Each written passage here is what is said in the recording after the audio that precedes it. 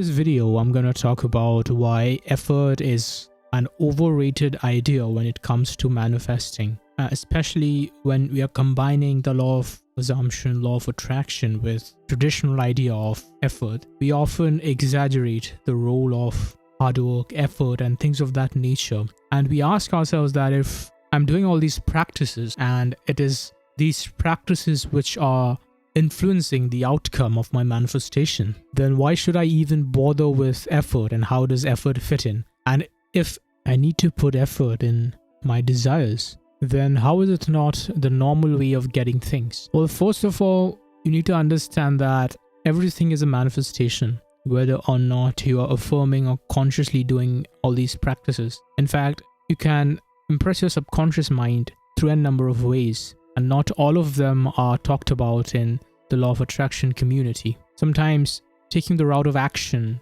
is the affirmation itself. So we have these programs already in place that tell us that if we are acting in a certain way, if we are talking in a certain way, if we are doing certain things, then our desire is already here. So it's a bit of a programming, a default programming. So when you subscribe to this idea of effort gets you results and you work hard, then you are kind of signaling to your own subconscious mind that you are on your way to success, or rather you are in alignment with the end result. And so that is the way in which your efforts seem to work. And we think that it is the effort that is bringing the result, but it's still belief. It's just that it's taking a different route where your efforts are conditioning your mind. So now that we got that out of the way, let me discuss some of mathematical and scientific ideas that support,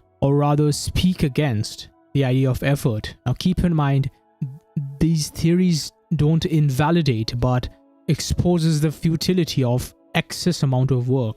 Now oftentimes what happens is that we lose ourselves in effort so much that we often forget that our efforts are supposed to do something. So instead of losing focus on the target, as in losing focus on what effort is supposed to do, we end up gauging our effectiveness of manifestation through the amount of effort we are putting in. If that was the case, then laborers and people who engage in hard labor would be the richest people in the world. Now, this isn't to bash them by any stretch of imagination, but clearly there's this thing that we are missing out on, because there are some people who seem to make riches from bizarre endeavors, and while some of us struggle to make bread with some of the most profound and meaningful endeavors that are perhaps more meaningful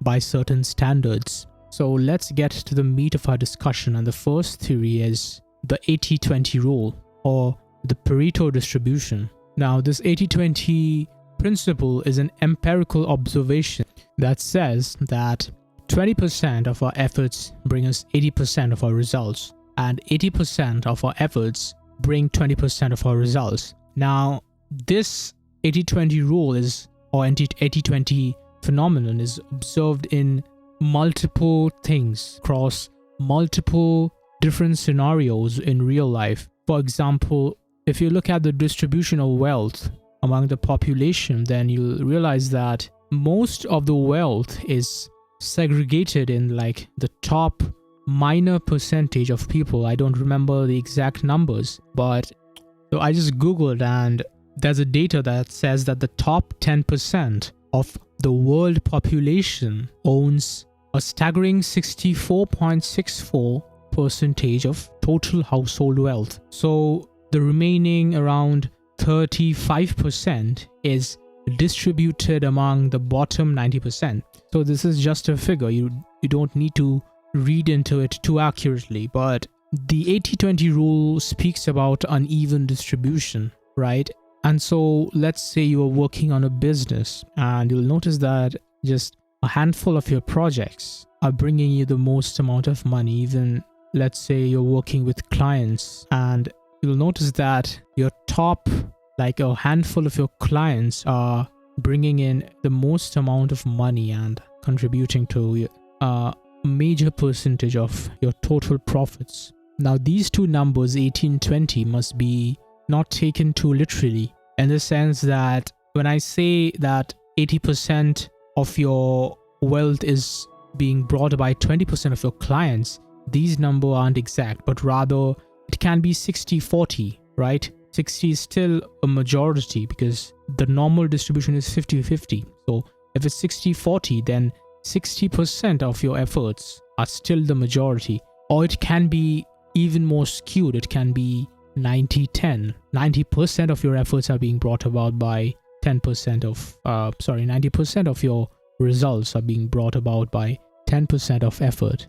So when you apply the law of assumption, when you're priming yourself, when you're using your subconscious mind, when you're using this higher form of intelligence instead of your conscious limited mind, you're tapping into the probability that brings you to those 20% much more faster than going through all the different possibilities consciously and manually. So you see that there are people in this world who effortlessly win large sums of money or get breakthroughs, right? Experience abundance effortlessly and seamlessly. And so when you trust your higher self, when you condition yourself with this abundance mindset, you are using the infinite intelligence to tap into those 20% of effort that would ultimately bring you 80% of results. And the second rule is the law of optimality, or the principle of optimality. In simple terms, too much of anything is bad. You must have heard of this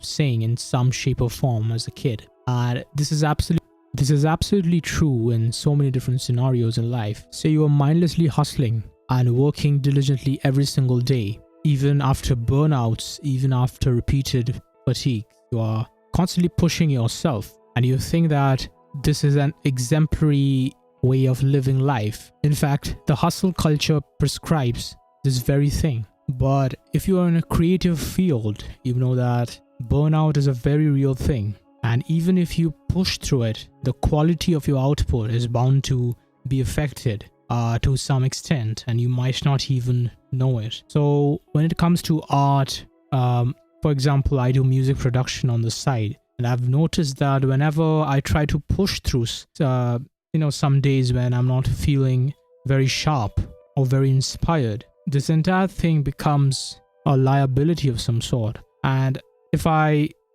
keep pushing myself day after day, I'm bound to create this toxic relationship with my own creative activities, and that's not a very good way to live, because sometimes even if you aren't a professional in a creative field, you might use creative outlets as a stress buster and a way to relax yourself. So when you're trying very hard to relax, it's a little bit of it's a giant paradox, not a little bit, but it's one of the most self-defeating things you can do. So if you were to take breaks, regular breaks, or just give yourself a little bit of rest in between two projects, and it's subjective, I won't prescribe you any specific guideline, but if you give yourself this rest, you will notice that every single project you are able to start fresh with new energy and positive outlook